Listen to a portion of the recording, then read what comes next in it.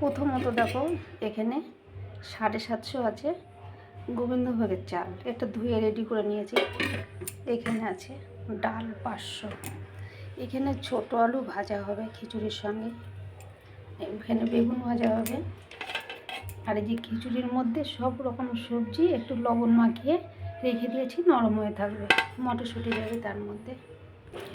আর হবে দেখো পাঁপড় ভাজা আর ধনেপাতার চপ। ধনেপাতাটা এখনও বাছা হয়নি, ধনেপাতাটা বাছতে হবে আমাকে। তার মধ্যে আবার এক্সট্রার কাজ আবার আরেকটা দেখো, 2টো নারকেল দিয়েছে আমাকে ছাড়ানোর জন্য।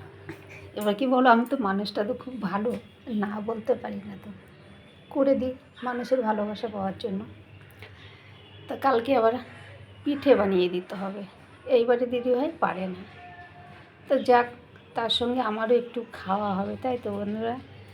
তা আমার ভিডিওটা কেমন লাগলো অবশ্যই কিন্তু আমাকে জানাবে। আর আরেকটা কথা বলছি, বেশিরভাগ কিন্তু কলকাতা শহরে না প্রেশারে রান্না করে। এবার দেখো এতগুলো সবজি চাল ডাল ধরে, তো যাই হোক এদের বাড়িতে একটা বিরিয়ানির হাঁড়ি পেয়ে গেছি, ভালোই হলো। খোলামেলা জায়গায় খিচুড়ি রান্না না করলে ভালো লাগবে না।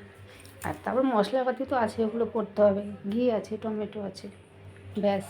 তোমরা কে কে এই ধরনের খিচুড়ি খেতে ভালোবাসো আমাকে জানাবে। আর এরা আবার কিন্তু গাঢ় খিচুড়ি খাবে না, পাতলা হালকা হালকা খিচুড়ি। টাটা, বাই বাই, আবার দেখা হবে নেক্সট কোনো ভিডিওতে।